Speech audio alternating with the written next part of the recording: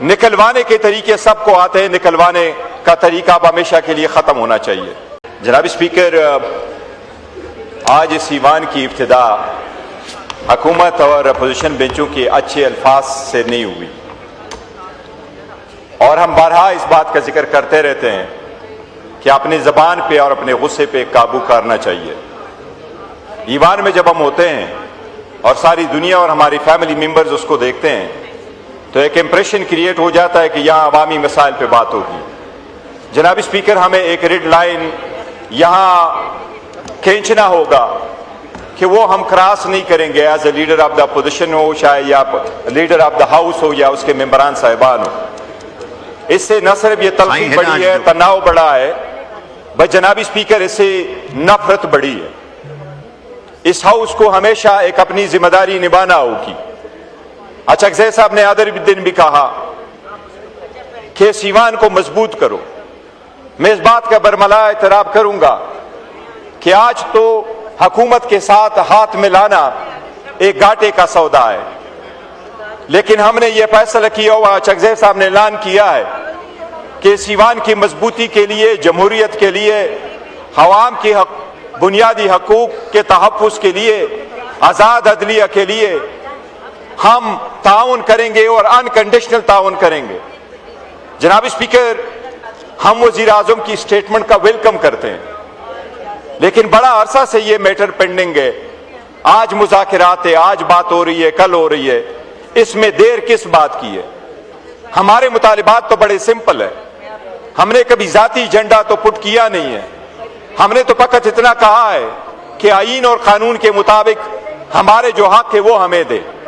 हमने अपनी लीडर तक एक्सेस मांगा है, वो डॉक्टर तक रिहाई मांगी है, उसका इलाज मांगा है, उसकी बीवी तक एक्सेस मांगा है। जनाब स्पीकर, इसकी अगर आपने इब्तिदा करनी है तो मैं ये भी कहूंगा, आपने हमारे एक नुमाइंदे इकबाल अफरीदी को यहां से सस्पेंड करके भेजा और वो पार्टिसिपेट नहीं कर रहा है। मैं आपसे रिक्वेस्ट करूंगा एज ए गुडविल जस्टर उसको बाकी पीरियड में आने दे। जनाब स्पीकर, ये मैं आपको तवज्जो मबजूल करा रहा हूं। जनाब स्पीकर, मैं ये अर्ज कर रहा था कि इकबाल अफरीदी साहब को आपने सस्पेंड करके यहां से भेजा है, फिर आपने रवैया रिस्पेक्टफुल तरीके से नहीं किया कि निकल जाए वरना मैं निकलवा दूंगा। जनाब स्पीकर, निकलवाने के तरीके सबको आते हैं, निकलवाने का तरीका अब हमेशा के लिए खत्म होना चाहिए। जनाब स्पीकर, मैं रिक्वेस्ट करूंगा कि बाकी मानदा पीरियड के लिए उसको आने दें ताकि वो अपना रोल प्ले कर सके, अपने अवाम का अपना पॉइंट ऑफ व्यू यहां बता सके। उसका इलाका खैबर बहुत ज्यादा इफेक्ट हुआ है, ट्राइबल ज्यादा इफेक्ट हुए हैं। जनाब स्पीकर, मैं जिनसे तवक्को नहीं कर रहा था कि वो ये बात करेंगे राना तनवीर साहब से, क्योंकि कोई कहता है वो फरिश्ते भी बुरा लिखते रहे जिन्हें कंधों पे बिठाए रखा। वो फरिश्ते भी बुरा लिखते रहे जिन्हें कंधों पे बिठाए रखा। हमारी तवक्को थी कि राना तनवीर साहब का अप्रोच बिल्कुल डिफरेंट होगा। उन्होंने अपनी तकरीर में तो रिमोर्स शो नहीं किया, लेकिन हमारे तरफ आए और हमारे शेर मुल्तान से उन्होंने माजरत की है और आतिफ खान साहब से की है। हम उसको एक्सेप्ट करते हैं। जनाब स्पीकर, गुडविल जस्टर हम पेश करते हैं, हम रिस्पेक्ट करते हैं। लेकिन एक बात बरमला में जरूर कहूंगा, शेखपुरा खान साहब का इमरान खान का है। इमरान खान शेखपुरा में किसी का मुकाबला नहीं करेंगे। हमारा विलेज कौंसल आप सब के लिए काफी है। कोई भी जगह प्लेस करो, हमारा विलेज कौंसल मुकाबले में आ गया। अगर आप जीत गए हम चले जाएंगे। जनाब स्पीकर, दो तीन चीजें ऐसी है कि जिस तरह MOU साइन होने जा रहे जुमे वाले दिन अमेरिका और ईरान के दौरान, और अल्हम्दुलिल्लाह पाकिस्तान ने अच्छा रोल प्ले किया है, हम उस रोल को सराहते हैं कि पाकिस्तान को एक मौका मिला मिडल ईस्ट के पीस लाने में अपना रोल अदा करे और शायद ये आगे स्टेप बन करके आजाद फलस्तीन की एक बुनियाद भी बन जाए। लेकिन जनाब स्पीकर, गर्व की में अपनी लड़ाई हो तो कभी आप इंटरनेशनल लेवल पे अपना रोल अदा नहीं कर सके। ये वक्त है कि हम MOU ना साइन करें सिर्फ बाकी दुनिया के साथ, बल्कि आपस में इन मुल्क के लिए, जमहूरियत के लिए, अपने हकूक के लिए हम एक मेमोरेंडम ऑफ कमिटमेंट साइन करें। जनाब स्पीकर, इस वक्त बात हो रही है बजट पे, मैं ये कहूंगा ये वक्त है कि हम वो मेमोरेंडम ऑफ कमिटमेंट साइन करें कि ये हमारे वो डेडलाइंस होंगे सभाम और अवाम के नुमाइंदों के दरमियान। Order in the house. जो मेंबरान इधर खड़े हुए हैं वो काइंडली लॉबीज में चले जाएं। ये इधर ये ऑनरेबल मेंबरान से गुजारिश है लॉबीज में चले जाएं, ये इधर मुनासिब नहीं है। जी जनाब स्पीकर, 3 चीजों का मैं जिक्र करता हूं। ये मेमोरेंडम ऑफ कमिटमेंट जनाब स्पीकर इस वक्त की जरूरत है। हमें मेमोरेंडम ऑफ कमिटमेंट साइन करना होगा अगर हमने ये ईवान मजबूत करना है, जमहूरियत को दबाम बख्शना है, अदलिया को आजाद करना है और अवाम को बुनियादी हकूक देना है। जनाब स्पीकर, इस वक्त अवाम हमसे ये शिकवा नहीं कर रही कि उसमें गुर्बत बहुत है, लेकिन जनाब स्पीकर इस बात पे जरूर वो शिकवा कर रही है कि इसमें अमीर और गरीब में तफावत बहुत बढ़ गया है। वो अवाम इस बात पे शिकवा कर रही है। जनाब स्पीकर, मैं जो बजट पेश हुआ है, हम सारे अपोजिशन वाले यूनानिमसली उस बजट बिल को हम रिजेक्ट करते हैं और हम उसके बारे में मैं ज्यादा डिटेल में नहीं जाऊंगा।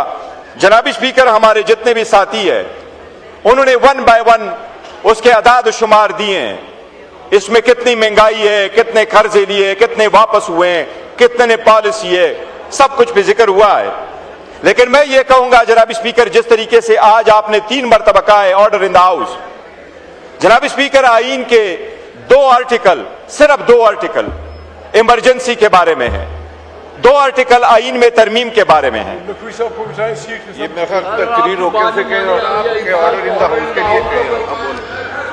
जी ऑनरेबल मेंबरान से गुजारिश है कि यहां जलसा ना लगाएं प्लीज। मैं इजलास रोक लेता हूं जब तक आप अपनी मीटिंग खत्म कर लें।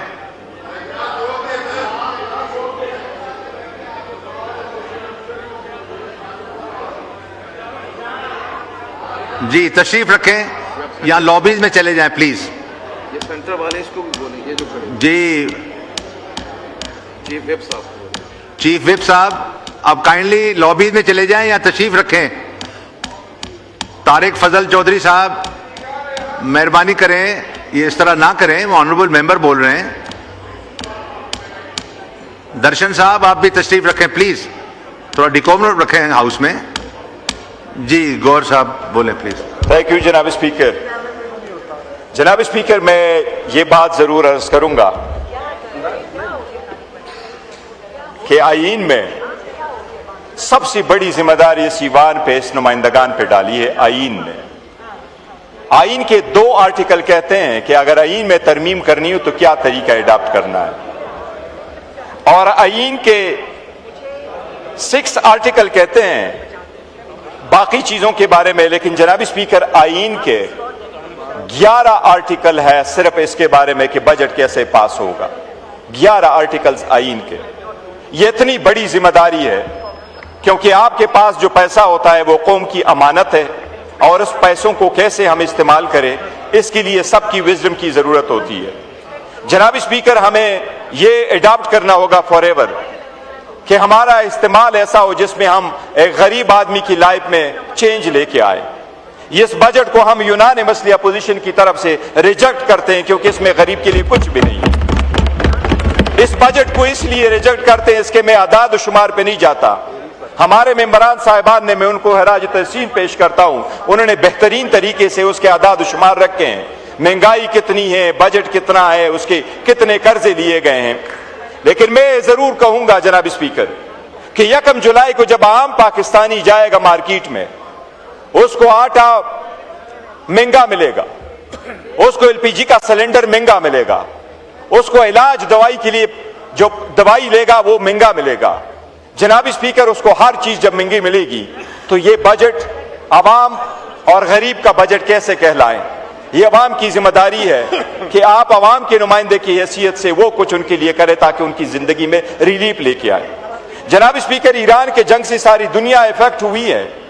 जंग को तो हम कंट्रोल नहीं कर सकते, लेकिन उसको कैसे रिस्पॉन्ड करे ये तो हम कंट्रोल कर सकते हैं। जंग के बाद ऑस्ट्रेलिया ने सबसे पहला चेंज जब वो लेके आए तो उन्होंने कहा इस जंग से एक शॉक हमें मिला कि हमारे पास पेट्रोलियम के रिजर्व कितने हैं। उन्होंने उसको चेंज करके 90 दिन का किया।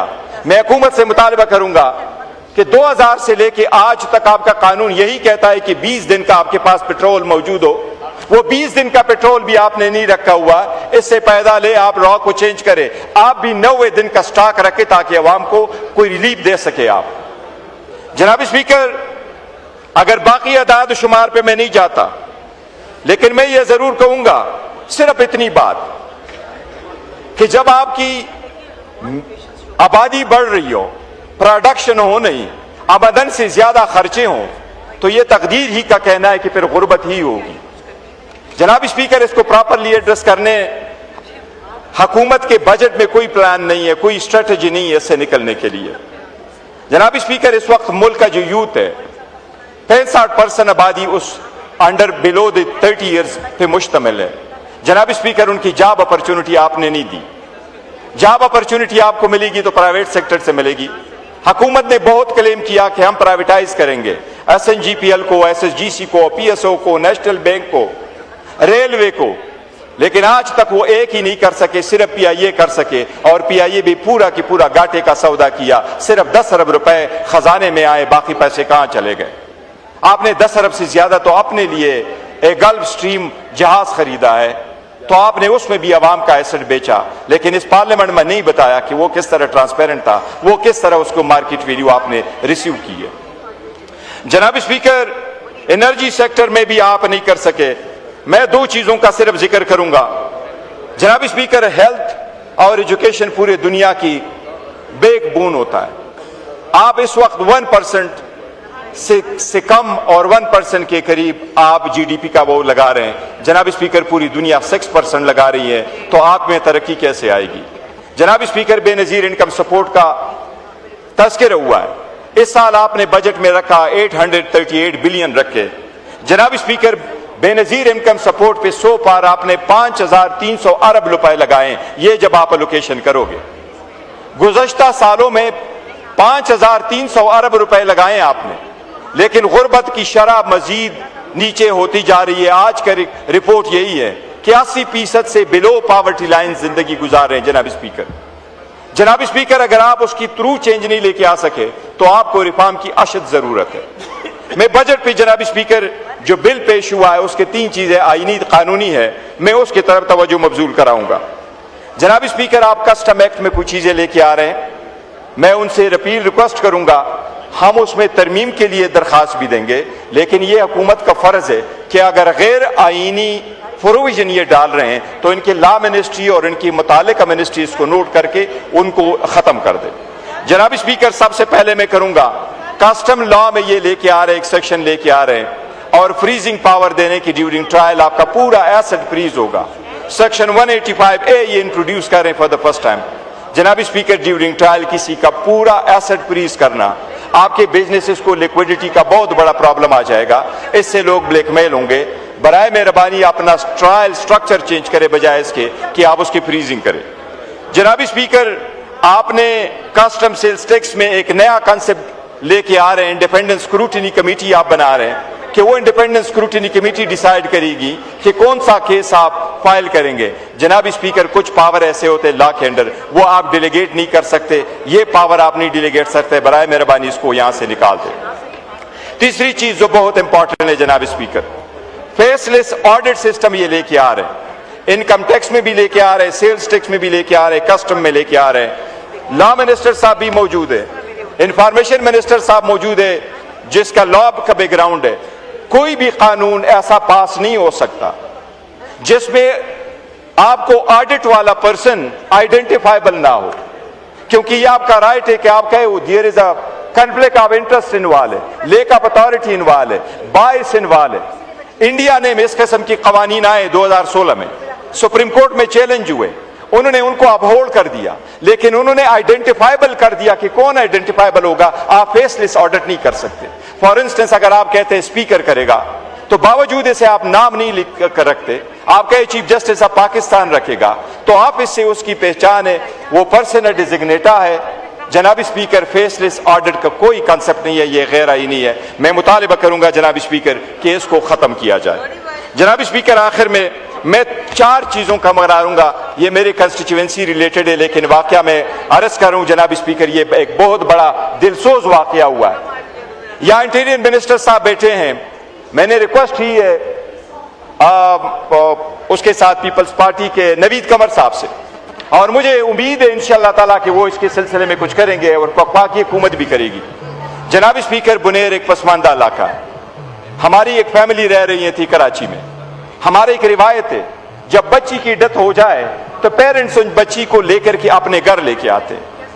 उसकी डेथ हो गई है कराची में, वो मैयत शायद सन गवर्नमेंट की तरफ से उनको एम्बुलेंस नहीं मिला, उन्होंने 96,000 रुपए में एम्बुलेंस करके वो आए, लेकिन जब वो मीरपुर खास आए, वो शायद वहां कच्चे के डाकू हैं, लेकिन जब वो मीरपुर खास आए जनाब स्पीकर, उस मैयत समेत उस फैमिली को लूटा गया, उनसे पैसे लिए गए, उनके जो आइटम्स थे वो लिए गए, उनसे पैसे लिए, उनसे मोबाइल लिए, और सबसे दुख की बात है कि उस मैयत के साथ जो अपना जेवरात थे वो जेवरात भी उन्होंने लिए। ये इंतहाई इंसानियत सोच वाकया हुआ है। जनाब स्पीकर, मैं नवीद कमर साहब के नोटिस में लेके आ चुका हूं। मैं उम्मीद करता हूं कि वो भी इंस्पेक्शन करेंगे और पीपल्स पार्टी वाले इसको करेंगे, और मैंने उनसे रिक्वेस्ट की है कि मेरे बिहाफ से बिलावल साहब को रिक्वेस्ट करें, उस फैमिली को आप जरूर कंपेंसेट करें। उन्होंने वहां FIR किया है, उनको आप रिकॉर्ड पे लाएं। मैं वो पाकी हुकूमत से एक और रिक्वेस्ट करता हूं। जनाब स्पीकर, जब अगस्त में फ्लड आया, बुनेर के 200 से ज्यादा शोहदा हुए, तो वफाकी हुकूमत ने हमें सिर्फ 20 चेक दिए थे। जनाब स्पीकर, 20 चेक के बारे में मैं इतना अर्ज करता हूं कि मेरे पास हमारा बुनेर के यूथ, जो PTI का यूथ है, जहूर खान नाम है उस बच्चे का, बड़ा वाइब्रेंट है, बहुत अच्छा काम करता है आवाम के लिए। उस जहूर खान ने मुझे बेशुनह से उसका ताल्लुक है, उसने मुझे फोन करके बताया है जनाब स्पीकर, उसमें 3 चेक के 20-20 लाख का उस फैमिली के हैं, और वो 60 लाख रुपए के अभी भी पेंडिंग है। मैं वफाकी हुकूमत से रिक्वेस्ट करूंगा, आप अपने चेक बराए मेहरबानी, वो तो अगस्त के पेंडिंग है, आपने 20 चेक दिए 200 के मुकाबले में, अभी भी वो पेंडिंग है, मेहरबानी करके आप हमें वो चेक क्लियर करा करके दे दे।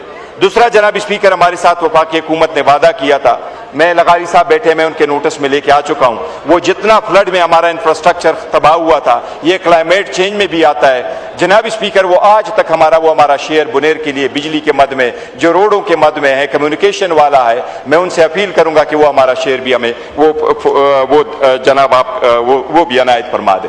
दूसरी जनाब स्पीकर, मैं रिमाइंड कराता हूं, मेरे साथ वादा तो किया है एहसन इकबाल साहब ने कि एक निक में हमारी बुनेर एक्सप्रेसवे पेंडिंग है, उसके लिए वो कह रहा था कि मैं एक्सपेडाइट करूंगा, पर मैं उनसे रिक्वेस्ट करूंगा कि नेक्स्ट प्रोजेक्ट में हमारा जरूर